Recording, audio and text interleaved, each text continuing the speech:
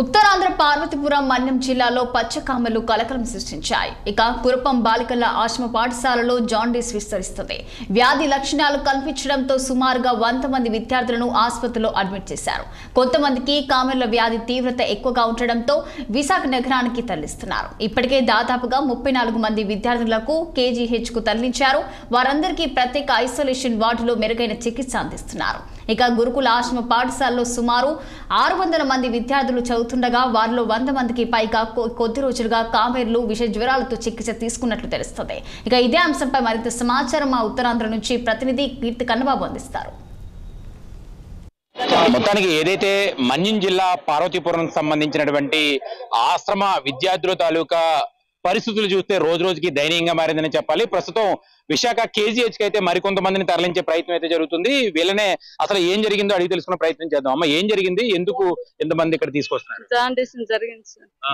ఎప్పుడు ఎంతమంది తీసుకొచ్చారు? ఇప్పటికి 23 మంది అయ్యారండి. ఇప్పుడుతో ఎంతమందో నాకైతే లేదు సార్. మీకేం జరిగిందమ్మా? ఎందుకు తీసుకొచ్చారు అందరినీ ఇక్కడ? Jaundice sir. ఎక్కడ వాళ్ళకి జాండీస్ అంటే స్కూల్ దగ్గర సార్, కురుపం స్కూల్ దగ్గర. అక్కడ కురుపం హాస్పిటల్ దగ్గర జాయిన్ చేశారు, కానీ ఆ సార్ కూడా ఏం చెప్పలేదు, మేడమ్స్ కూడా ఏం చెప్పలేదు. అప్పటికంటే 2 days లో సెలవులు, దసరా సెలవులు మాకు ఇన్ఫార్మ్ చేశారు. అప్పటికే పాపకి 3 రోజులు 4 రోజులు అవుతుంది, ఫీవర్ వచ్చింది. అప్పటికి చెప్పలేదు, మాకు ఎక్కువైపోయింది. వెళ్ళిన తర్వాత అప్పుడు మేము తీసుకొచ్చి ప్రైవేట్ హాస్పిటల్లో అడ్మిషన్ చేసి మెడిసిన్ ఇప్పించి 15,000-20,000 వరకు అయిపోయినాయి. కానీ సెలవులకి ఊరిని స్కూల్ దగ్గర నుంచి మీ దగ్గరకు వచ్చేటప్పటికే జాండీస్ ఉందమ్మా. అప్పటికే పాపకి 4 రోజుల నుంచి జ్వరం వస్తుందట. మేడం పేరెంట్స్ ఫోన్ చేయండి, జ్వరం తగ్గడం లేదంటే మీరు చదువు ఎగబెట్టడానికి అంటారు అని అన్నారు, కానీ పట్టించుకోలేదు సార్. అసలు స్కూల్ దగ్గర జ్వరం బాగా ఎక్కువైపోయింది పిల్లలకి. ఎంతమంది విద్యార్థులకి ఇలా జరిగింది? సుమారు 100 దాటి ఇంకా వస్తున్నారు. నిన్న 26 మంది వచ్చారు. ఇప్పుడేమో 5గురికి ఇంకా వస్తున్నారు. మేము ఇప్పుడు 5గురు వచ్చాం సార్. ఇంకా వస్తున్నారు. మాది కోమరాడు మండలం, మాది పక్కన విలేజ్ గారవలస మాది. మొత్తానికి చూడొచ్చు, ఏదైతే విశాఖ కేజీహెచ్ లో ఇప్పటి వరకు 28 మంది విద్యార్థులను అయితే ఇక్కడికి తీసుకురావడం జరిగింది. 28 మంది కూడా ఆరోగ్యం సురక్షితంగానే ఉందని అయితే అధికారులు చెప్తున్నటువంటి పరిస్థితి కూడా చూడొచ్చు. ఇప్పుడే ఏదైతే పార్వతీపురం నుంచి కురుపం హాస్పిటల్ నుంచి మరో 5గురిని అయితే ఇక్కడికి తీసుకురావడం జరిగింది.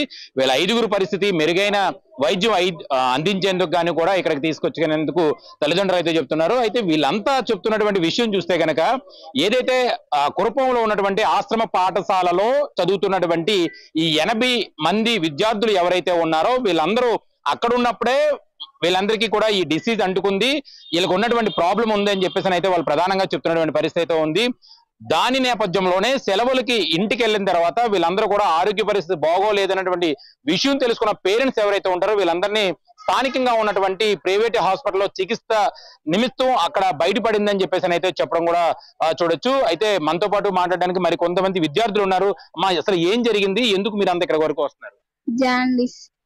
ఎవరు చెప్పారమ్మా మీకు ఇలా జాండీస్ అని? మేము డాక్టర్స్ దగ్గర చూపించుకున్నాం. అసలు ఫస్ట్ మీకు జాండీస్ అని ఎవరు చెప్పారు?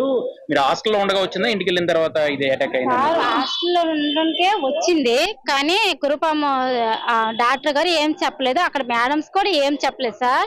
తర్వాత మేము తీసుకొచ్చిన తర్వాత పార్వతీపురము రామన్ హాస్పిటల్ దగ్గర మేము చెకప్ చేస్తే అప్పుడు 6 పాయింట్ ఉంది. మేము 2 సార్లు అంటే ఫస్ట్ మలేరియా టైఫాయిడ్ జ్వరంకి కోర్స్ ఇస్తాము, తగ్గింది. తర్వాత ఒకటి నైట్ మంత్ లో మళ్ళీ జాండీస్ ఎక్కువ వచ్చిన తర్వాత మేము మళ్ళా మెడిసిన్ ఇప్పించాం. మాకు 15,000 వరకు అయిపోయింది, కానీ తగ్గలేదు సార్. మళ్ళీ బ్లడ్ టెస్ట్ చేసి ఇక్కడ మళ్ళీ ఫోన్ చేసాం మా అమ్మారావు గారు ఇక్కడ జాయిన్ చేయమని. అయితే చూడొచ్చు, హాస్పిటల్లో ఏదైతే కురుపం హాస్పిటల్లో ట్రీట్మెంట్ సరిగా లేకపోవడం వల్లే వీళ్ళందరికీ ఏం జరిగిందనే విషయాన్ని కూడా తల్లిదండ్రులకి చెప్పలేదని అయితే తల్లిదండ్రులు అయితే వాపోతున్నటువంటి పరిస్థితి కూడా మనం చూడొచ్చు. మొత్తానికి హాస్టల్లో ఉన్నప్పుడు ఈ యొక్క జాండీస్ ఈ 80 మందికి వ్యాప్తి చెందిందా లేదా మరే ఇతర కారణాలనే విషయంపై అయితే ప్రభుత్వం ఇప్పటికే ఆరా తీస్తున్నటువంటి పరిస్థితి అయితే ఉంది. సుమారుగా 80 మంది విద్యార్థులు తాలూకా భవిష్యత్తుతో లోకల్ గా ఉన్నటువంటి అధికారులు ఎవరైతే ఉన్నారో వీళ్ళంతా నిర్లక్ష్యం వహించారని అయితే ఇక్కడ చాలా స్పష్టంగా కనబడుతున్నటువంటి పరిస్థితి చూడొచ్చు. కెమెరామెన్ మోహన్ తో కన్నబాబు, కేజీహెచ్ నుంచి. జగిత్యాల